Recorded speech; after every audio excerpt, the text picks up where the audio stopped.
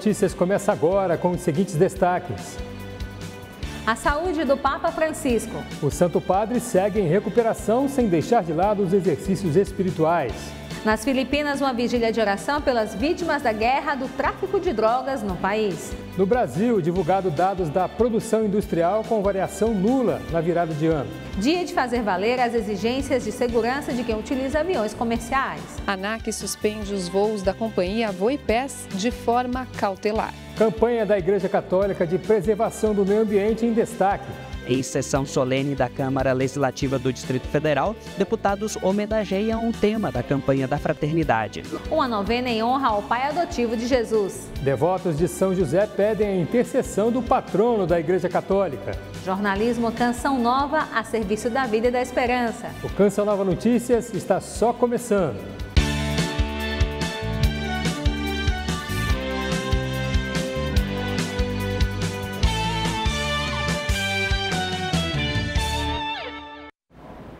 Nossa equipe em Roma está de plantão no Policlínico Gemelli e traz informações sobre a saúde do Papa Francisco, que segue em recuperação. Durante o período, os membros da Cúria Romana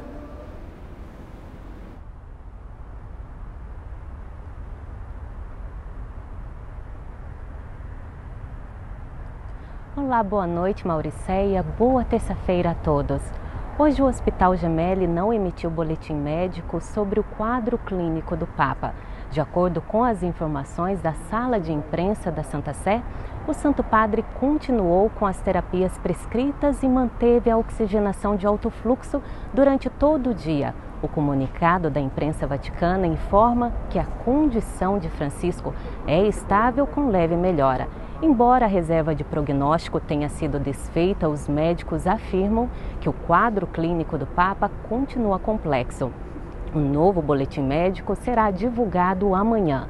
Mais cedo, o Santo Padre recebeu a Eucaristia e não teve visitas para se dedicar à oração e aos exercícios espirituais realizados na Sala Paulo VI, que foram acompanhados por videoconferência. Durante o encontro de oração da Cúria Romana, o novo pregador da Casa Pontifícia, Padre Roberto Pasolini, ressaltou hoje que a vida eterna é uma realidade a ser escolhida agora e não apenas um prêmio futuro. Acompanhe no material produzido por nossa equipe. Os exercícios espirituais da Quaresma, vividos pelo Papa e membros da Cúria Romana, são encontros de oração que neste ano de jubileu são baseados na esperança cristã na vida eterna, graça que ilumina a existência humana a partir do agora. A vida eterna é necessária para poder viver. Nos encontros de hoje, o frade Capuchinho ressalta que é possível viver o presente e experimentar a ressurreição. Basta confiar a Cristo os nossos sofrimentos e feridas, em vez de buscar remédios em falsos ídolos. O desafio não está em atravessar a morte, mas em reconhecer a vida eterna começa agora. Para o padre Pasolini, a ressurreição de Lázaro e a cura da mulher com fluxo de sangue nos mostram que toda pessoa bloqueada pelo medo, vergonha e pelo controle do outro está morta. As faixas que prendiam Lázaro representam as expectativas e padrões que nos sufocam e tiram a nossa liberdade interior. Ora, uma donna que aveva perdite di sangue da 12 anni e aveva... Ao citar a mulher que sofria de hemorragia, padre Pasolini ressalta que ela representa a humanidade que busca a vida, remédios e muitas vezes confia em falsos ídolos e reforça: Cristo pode trazer a verdadeira cura, que não é apenas física, mas interna, a capacidade de confiar e se sentir acolhido. A mesma lógica é aplicada à confissão que fazemos em toda a experiência de reconciliação que vivemos. Não basta uma ação formal. O coração humano precisa redescobrir a confiança em Deus que nos quer vivos. Io sono la risurrezione e la vita. Chi crede in me, anche se muore. Lázaro e a mulher hemorroísa revelam que a vida eterna não é apenas uma recompensa futura, mas uma realidade que podemos escolher agora, vivendo com liberdade, esperança e confiança no Deus que nos chama à plenitude. Voltando a falar do Hospital Gemelli, hoje esteve aqui Dom Paulo Petsy, arcebispo de Moscou, e outros 85 peregrinos da Rússia. Eles se juntaram a moradores e peregrinos que visitam Roma na oração pela recuperação do pontífice. Nossa equipe registrou o momento.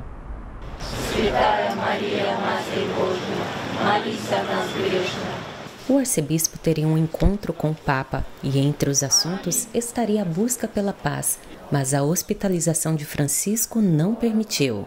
Ele me disse que faria o possível para nos encontrarmos, mas depois aconteceu o que todos estamos acompanhando e por isso decidimos vir ao Gemelli e rezar pelo Papa.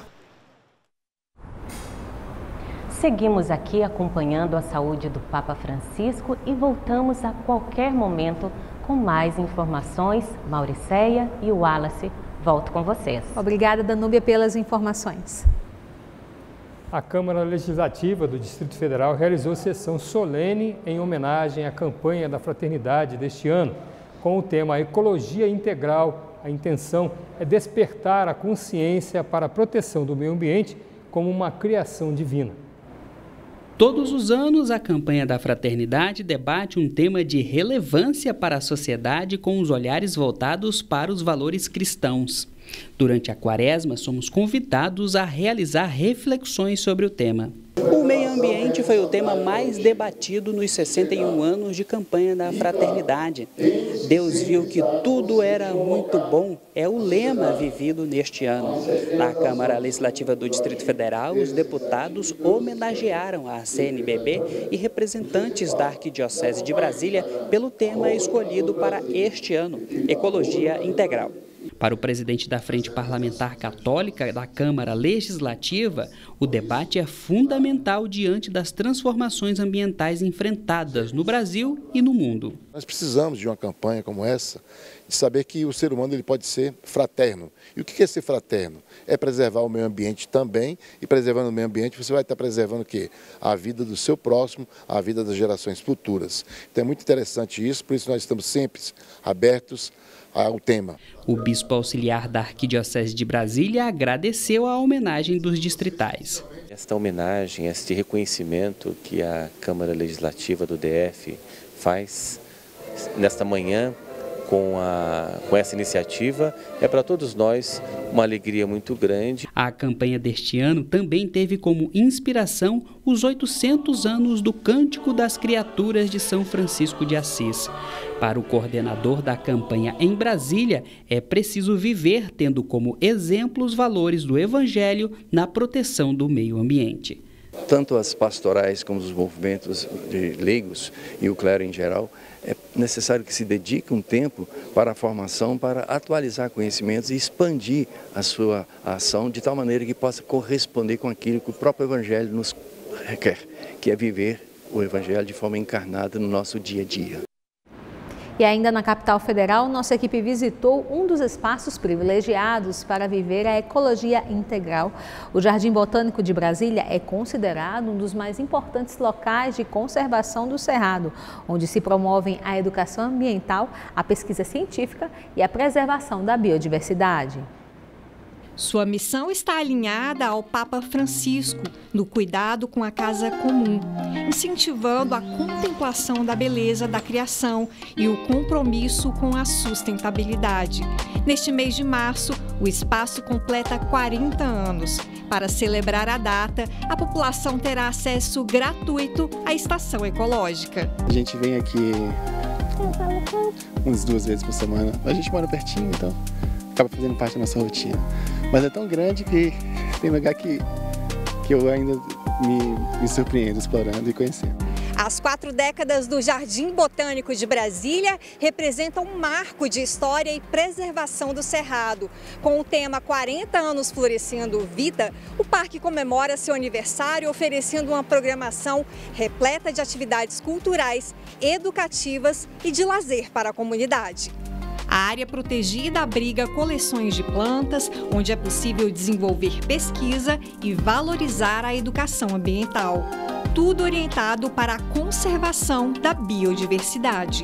500 hectares de área aberta para a população, para visitação, né, com diferentes fitofisionomias do cerrado. Tem parte de campo, de cerrado sentido restrito, de mata de galeria, diversas trilhas que a população pode acessar aqui, seja a pé ou de bicicleta, e 4.500 hectares de área de preservação, que é a nossa estação ecológica.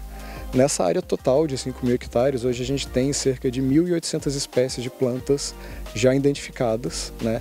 Isso equivale a 45% da flora do Distrito Federal. Cactos, orquídeas, flores e uma ampla área verde, além de animais que transitam pelo espaço, podem ser contemplados de perto. A estação também agrega uma grande riqueza hídrica. A gente tem uma quantidade de água muito grande presente aqui dentro, né? São 25 nascentes mapeadas, 4 estações de captação da CAESB que fornecem água para a população inteira do DF, né? Uma água de qualidade, pura. Eu achei maravilhoso o lugar aqui, um lugar de paz, tranquilo, liberdade, né? As crianças brincam.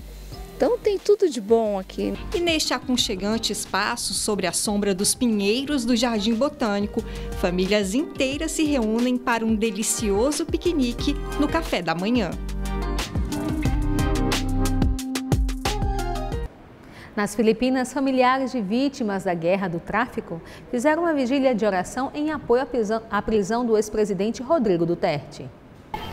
Dezenas de pessoas se reuniram em Manila, capital do país, e realizaram uma vigília de oração para demonstrar apoio ao Tribunal Penal Internacional, que expediu o mandado de prisão do ex-presidente Rodrigo Duterte. Familiares das vítimas acenderam velas e agradeceram à justiça pelas pessoas mortas durante a guerra do tráfico de drogas. As nossas orações são para as pessoas que nos ajudaram. Nós não esperávamos conseguir algo assim, ver o presidente Duterte receber um mandado de prisão. Essa mãe de 70 anos perdeu 2 filhos, mortos em uma operação antidrogas em 2017. Ela se juntou aos manifestantes para exigir que as autoridades responsabilizem os culpados pelas mortes de seus filhos.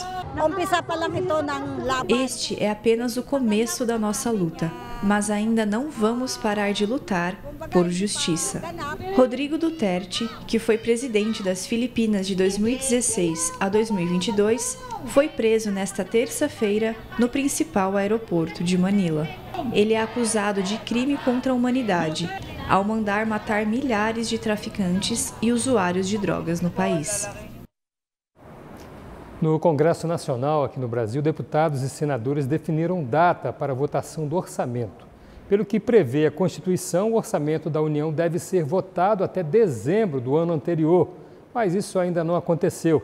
Vamos ao vivo a Brasília com a repórter Aline Campelo, que tem mais informações, não é isso, Aline? Boa noite para você. Olá, Wallace, uma chuva repentina aqui em Brasília. Uma boa noite para você e para todos que nos acompanham. Bem, a votação do orçamento deste ano atrasou por divergências com o STF sobre a transparência de emendas parlamentares, que o impasse afetou o cronograma e uma série de decisões do Supremo Tribunal Federal limitou o pagamento das emendas até que fossem estabelecidas regras de transparência e rastreabilidade dos recursos.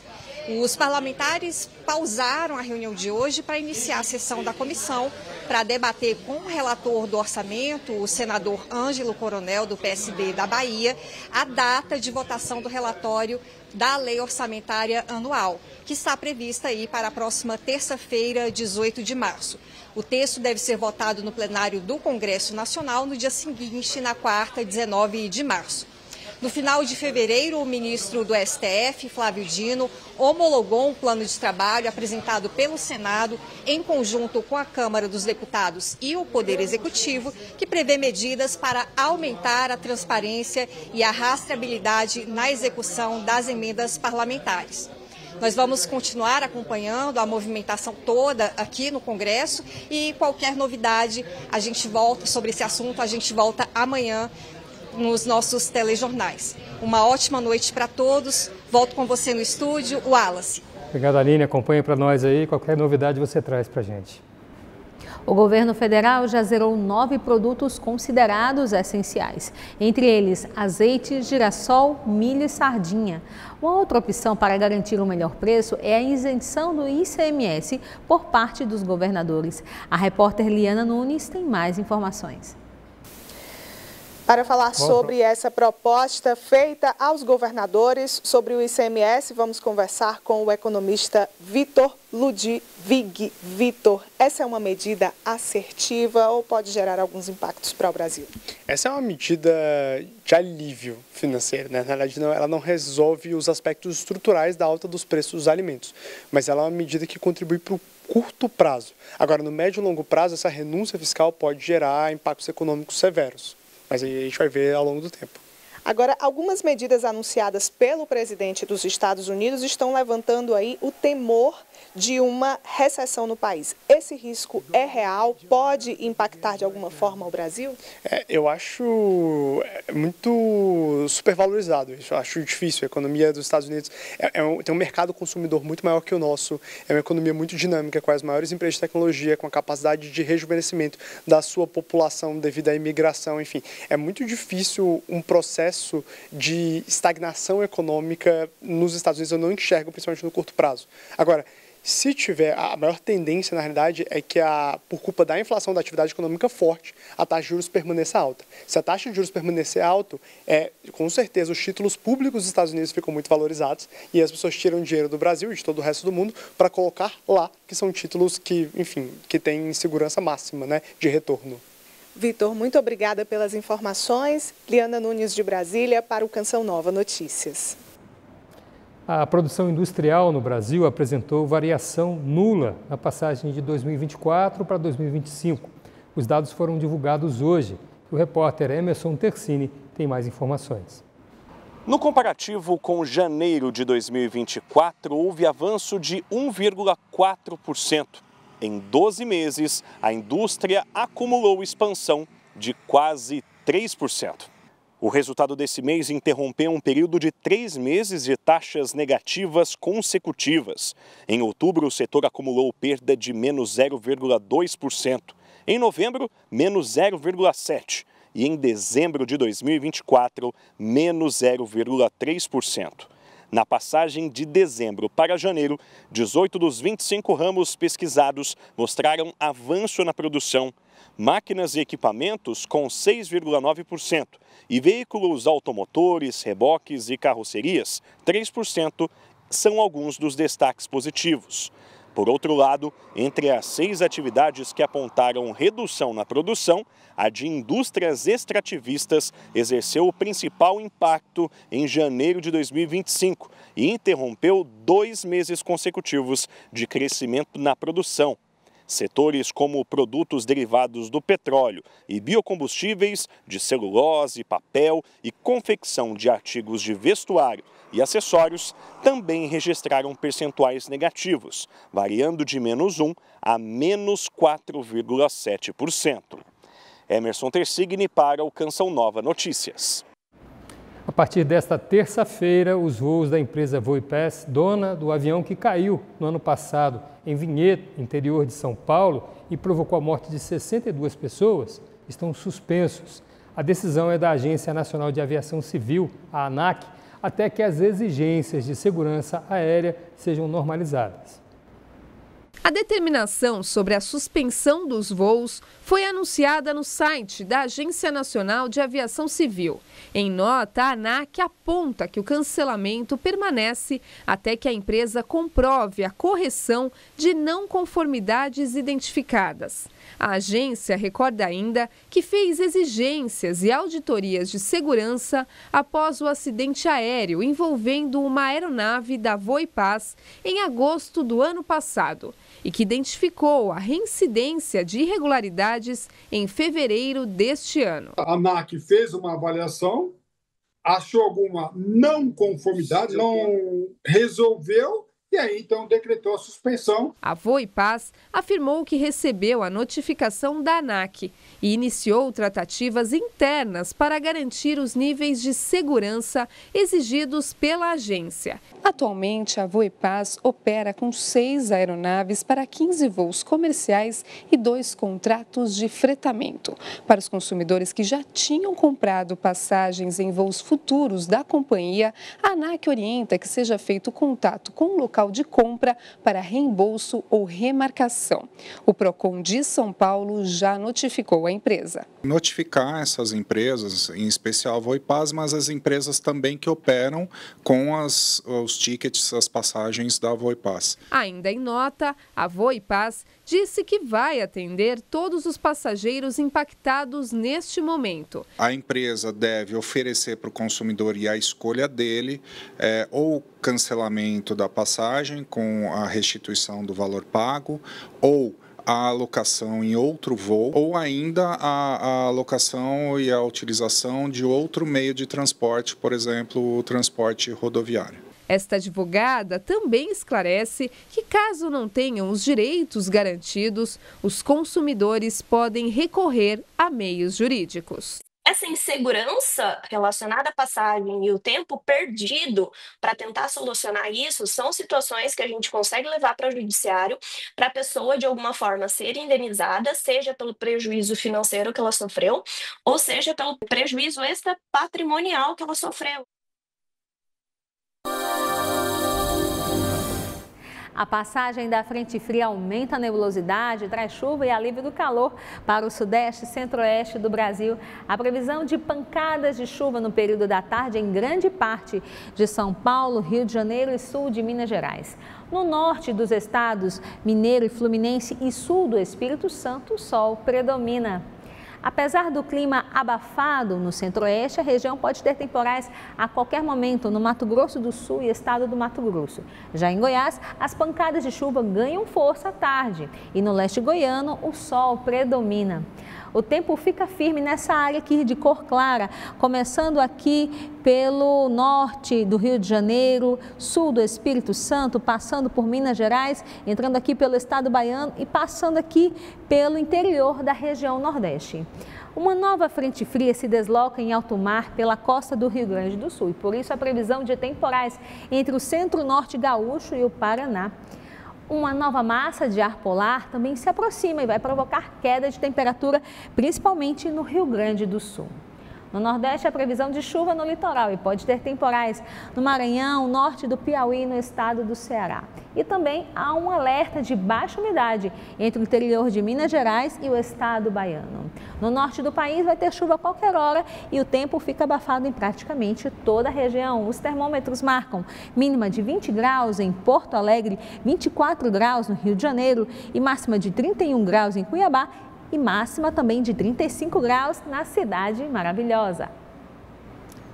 Aqui no Brasil, pelo menos 6% da população enfrentam desafios por causa das chamadas doenças raras.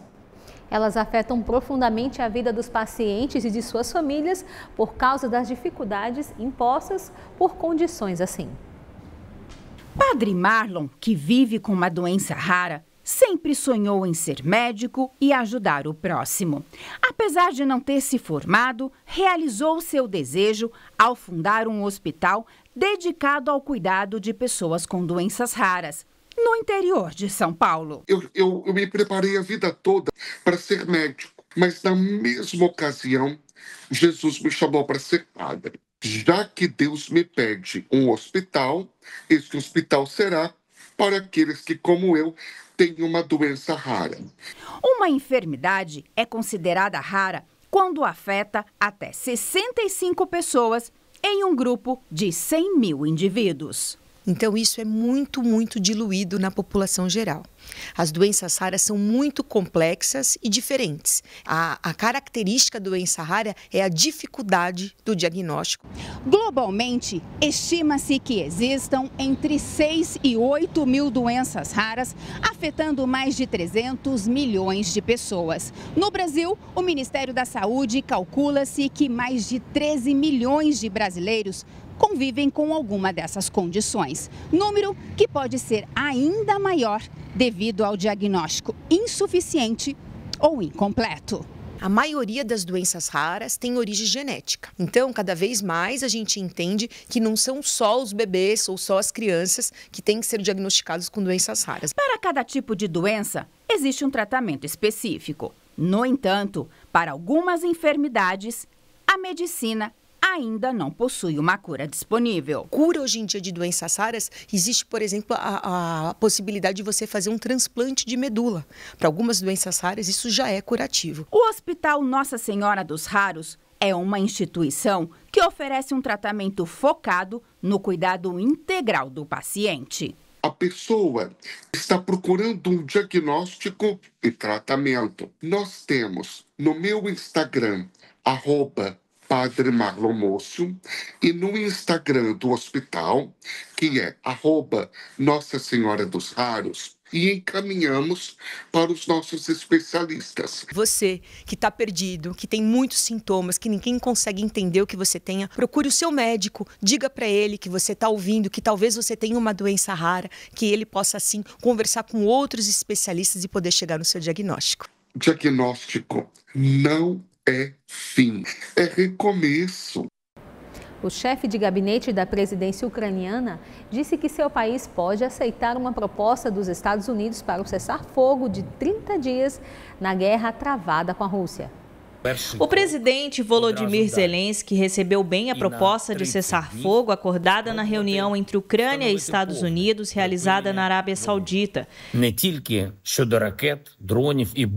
De acordo com ele, a decisão não para apenas os mísseis, drones e bombas ou a segurança no Mar Negro, mas implementa um cessar-fogo completo em toda a linha de frente.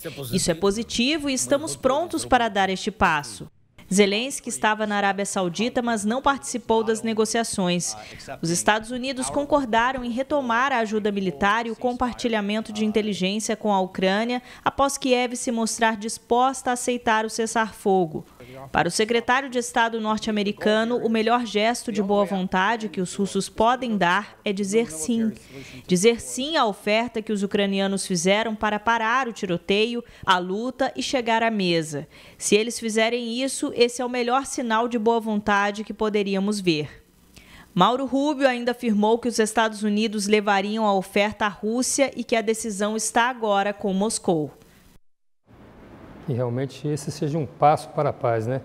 Um encontro de formação e espiritualidade quaresmal. Foi com esse propósito que padres do Vale do Paraíba e do litoral norte de São Paulo se reuniram no Santuário Nacional de Aparecida nesta terça-feira. Manhã diferente na Capela de Confissões do Santuário Nacional. Família presbiteral unida para uma experiência quaresmal. A pastoral presbiteral é uma pastoral que tem a responsabilidade de cuidar aí da espiritualidade, dos presbíteros. E então essa atividade de hoje está dentro de uma agenda, né, de um cronograma de atividades nosso da pastoral presbiteral. São José dos Campos, Lorena, Caraguatatuba e Taubaté. Igrejas particulares que anualmente se reúnem na Arquidiocese de Aparecida com uma motivação penitencial, de olho na festa maior, a Páscoa. Às vezes o povo não sabe, né? Mas o padre também se confessa, né? Então é um momento bastante relevante de motivar a celebração da Quaresma também pelos padres. Vivência sacerdotal junto ao povo de Deus. Exame de consciência para os presentes a partir de uma reflexão de Padre Wagner Ferreira. Procurando em cada tentação de Jesus colocar em evidência a resposta de um conselho evangélico como uma resposta às tentações do mal e assim vivermos a nossa vocação batismal como discípulos missionários de Jesus Cristo. Ecologia integral é também cuidado com a vida humana. Isso passa pelo não às instalações de usinas termoelétricas no Vale do Paraíba, tema discutido recentemente pelos bispos da província. Cada cidade, cada paróquia deve conscientizar as pessoas e isso buscar discutir com aqueles que estão buscando a realização desse projeto. Após uma manhã de oração e reflexão, os padres e bispos das 5 dioceses que formam a província eclesiástica de Aparecida vieram em peregrinação até o nicho da padroeira do Brasil. Momento de pedir e agradecer a Deus e renovar a confiança no Senhor por meio da intercessão da mãe. Por isso que a gente vem em Aparecida, aos pés da mãe, né? A mãe ao pé da cruz, pé da mãe, para nos abastecer, para celebrarmos bem a Páscoa. Que não só os padres, mas também cada cristão católico possa fazer aí um momento de retiro para viver bem a espiritualidade quaresmal. Papa Francisco tem afirmado que a guerra é sempre uma derrota da humanidade. Acrescenta que é um escândalo não parar a guerra e é imoral destruir o futuro de muitos em nome dos interesses de poucos. Desejar a paz é um direito e, ao mesmo tempo, um dever da humanidade. E a paz é seu projeto de vida mais corajoso. A 7ª bem-aventurança assegura: felizes os pacíficos, porque serão chamados filhos de Deus. Dar voz aos anseios do Papa Francisco é a missão do Sistema Canção Nova de Comunicação. E para que isso aconteça, contamos sempre com o auxílio de sócios e benfeitores que ajudam a manter essa obra de evangelização. Chegamos aos 30% do projeto Dai-me Almas do mês de março. Para nos ajudar, acesse clube.cançãonova.com e escolha uma das formas. Se preferir o Pix, nossa chave é pix.doação@cançãonova.com. Desde já, muito obrigada por sua contribuição. Fiéis de todo o Brasil se preparam para celebrar o dia de São José. O patrono da Igreja Católica também é exemplo de fidelidade, amor e trabalho. E por isso atrai devotos em todo o mundo, né, mãe? Repórter Alan Toledo e cinegrafista Ederaldo Paulini contam para nós a história de um casal que confiou na intercessão de São José e hoje colhe os frutos. Oremos. Ó Deus, que por uma inefável providência vos dignastes escolher o bem-aventurado São José para esposo de vossa Mãe Santíssima. A oração sempre foi alicerce para a vida missionária de Fagner e Rafaela. São José tem um importante papel nessa história. A nossa história foi permeada por essa presença de São José, que foi auxiliando, conduzindo e formando. São José foi marcando a minha história por meio da presença do Fagner e fazendo com que eu entendesse que é possível ser família, é possível sonhar em ser família. E depois, ao longo da amizade, ao longo dos anos, depois foi virando um amor, né? Um amor que durou e está até hoje e vai durar para sempre. A novena de São José ajuda o cristão a viver melhor esse tempo de conversão, penitência, oração e jejum. Ninguém melhor do que ele para nos ensinar a reconstruir a nossa história e a vivência em família. E São José teve esse importante papel, além de prover materialmente, espiritualmente, para a casa de Nazaré, no cuidado, no carinho, no zelo. Eu gosto de dizer que São José, ele viveu plenamente o sonho de Deus. Depois do sonho que Deus deu para São José, sabendo do que ia acontecer com Nossa Senhora, ele passa agora a viver o sonho de Deus. E é isso que o homem, a família, precisa viver. Valei-me São José. A força do pedido ecoa nas orações do casal. Eu quero te amar como José amou Maria. Eu quero te amar como Maria amou José. Que agora agradece por uma grande bênção, ser como a Sagrada Família, exemplo de fé, amor e união. Nós nos casamos em outubro, em novembro nós engravidamos, só que nós perdemos o primeiro bebê. E agora em janeiro, né, no final de janeiro, quando a gente descobriu e agora está vivendo tudo isso com o bebê e sabendo que São José está intercedendo, é olhar para ele e saber, eu não tenho dúvidas de que eu escolhi o homem certo. Eu não tenho medo hoje de ser família, não tenho mais medo de evangelizar, não tenho medo de gestar esse bebê e saber que está confiado a São José, a Sagrada Família. E não tenho dúvidas que ele é um exemplo de pai, assim como São José, né?